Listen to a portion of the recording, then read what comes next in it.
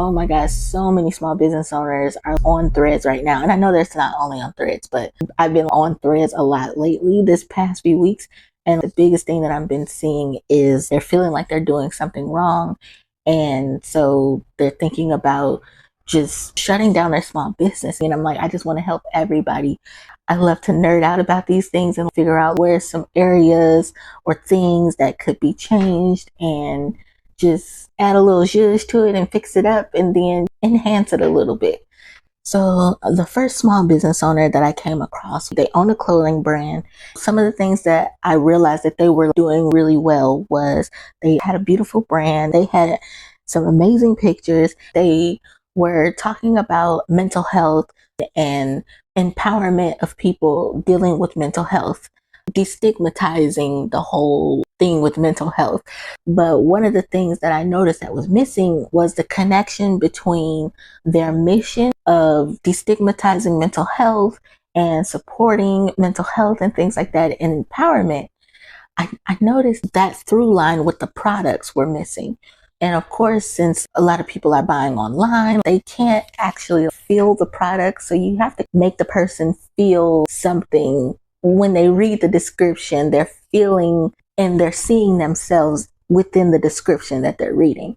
So say, for example, if somebody had anxiety, maybe they want a heavyweight tracksuit because it feels like a hug to them, like a heavyweight blanket, which helps to reduce stress and anxiety.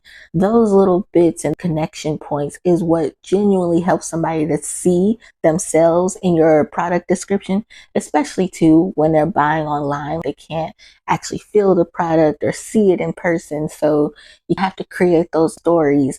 So business number 2, the stationery business. I think that the products were great, which is what I commented on, is that the products aren't the problem. They look great.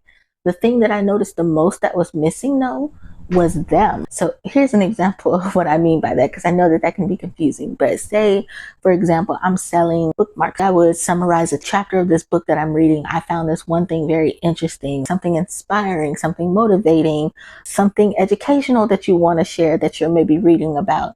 And then by the end of that, you can say, oh, and by the way, if you want to read this book too, or if you're reading something, then make sure that you grab your bookmarks from my store. It's linked in my bio. Or if you have that mini chat feature where somebody can comment a word, or you always see those people say, comment a word, and I'll send you the link to whatever. You could also get something like mini chat that does that. When you say comment the word bookmark, and then I'll send you the link so you can also grab your bookmark. You're sharing something that's a little bit more in depth than just saying go buy my bookmark. And that's what really creates that connection. So think about it like that. The story sells the product. The connection is what makes them stay. Ooh. Another thing that I wanted to mention, I think it's really important to learn what your customer's buyer type is, because not everybody has the same customer and the same customer buyer type. There are a few different buyer types. One buyer type is like myself. We like the connection. We like the story. We like to feel emotionally connected to whatever we're about to purchase. If we feel ourselves, if we see ourselves in that thing, we're naturally more drawn to it. And ooh, that sounds like me. That's what I want and what I need. But then there's the buyer type that they want to see the proof. They want to see the results of it. So those business owners will normally show the results that they've gotten, or they'll show results that their clients or customers have gotten from a product or a service. And then they'll show reviews and stuff like that. So there will be some buyer types that want that. They want to see the reviews. They want to see your results. So when you see business owners or entrepreneurs and they're like, I made 6 figures from this overnight, whatever. I personally am not really drawn to that type of marketing. I'm sure you've seen it yourself, but there are a lot of people out there that are drawn to that because they really like to see people's results, and that makes them feel like, oh, this thing might actually work for me because this person is having those type of results, so they want those type of results too. But for me, more of an emotional buyer type, those type of things, they used to work on me. I'm not gonna lie, they used to work on me. And then I started to pay attention to, actually, I'm more of the emotional buyer who feels like they need to feel more connected to the story or things like that. But I think with any type of marketing, storytelling is just really helpful in any type of marketing. So I currently have 3 spots available for my brand review. And in the brand review, I basically do exactly what I'm telling you that I do for other people.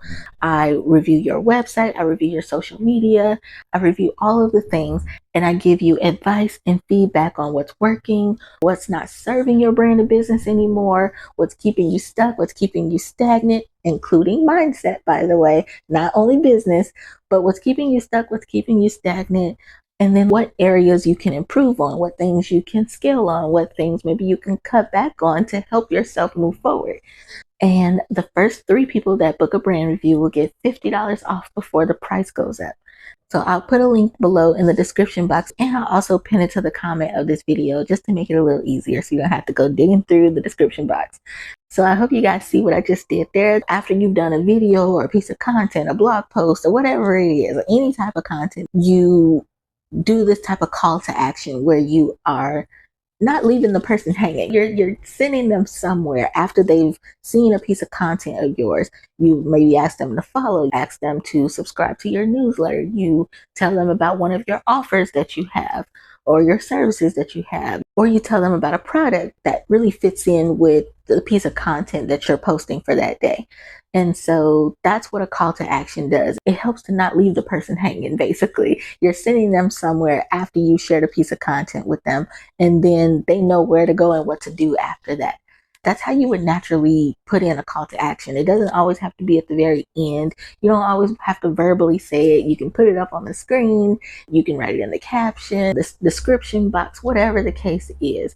But as long as you're telling them what to do or where to go or comment for this and things like those are call to actions, but you're leading with the story. So leading with a little bit of story. Again, it doesn't have to be super long. It could be a sentence or two, especially depending on if you're doing something like Instagram or Threads or something like that. It doesn't have to be super long. It could be a 5 or 10 minute video. You tell the story and then you share your offer or your product or your service or whatever it is, or you're asking somebody to join a newsletter or subscribe to something or join or follow or whatever the case may be. And that's how you naturally include those call to actions or CTAs. So I hope you guys enjoyed this video. If you did, don't forget to subscribe because I definitely have more videos coming. But I thank you guys so much for tuning into today's video, and I'll talk to you soon.